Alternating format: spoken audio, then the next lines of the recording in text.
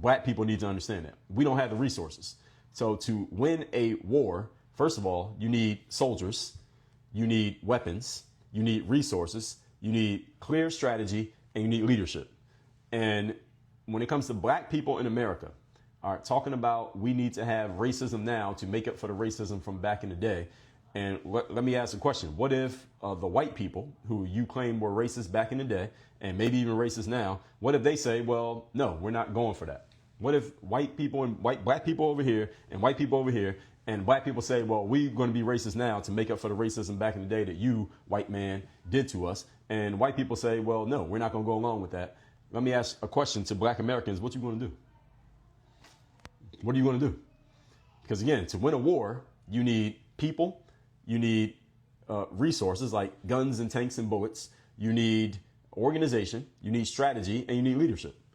In which one of these categories can black people win a race war?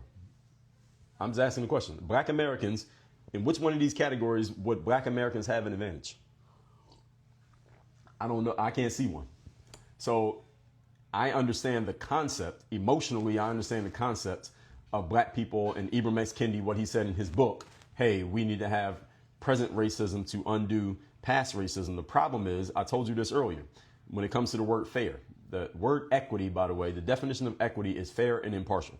The problem with fair and impartial is that they're subjective terms, and they're subjective based on who has the power. Again, if you're a parent, you got a 5-year-old at home, you have the power, so you decide what's fair. It's not a debate between you and your 5-year-old what's fair and what's not fair. At least it shouldn't be, depending on how you're parenting. It ain't with my kids. It's not a debate between me and them because we're not equals. I got the power, you don't. So I decide what's fair, not you. So Ibram X. Kendi saying that, well, this is what's fair. Again, we ain't got the manpower to enforce fairness. And this is one of the problems that I have with academics and intellectuals who get on their platforms, whether in a book, a YouTube channel, social media, etc., and they wax poetic about how things are supposed to go, but they don't give any practical solutions as to how those are supposed to be implemented, especially on a subject like race, a hot button subject like race. How are you going to enforce this, Ibram X. Kendi? Notice he never answered that question. Because he can't answer the question because there's no logical answer to the question. It doesn't make any sense.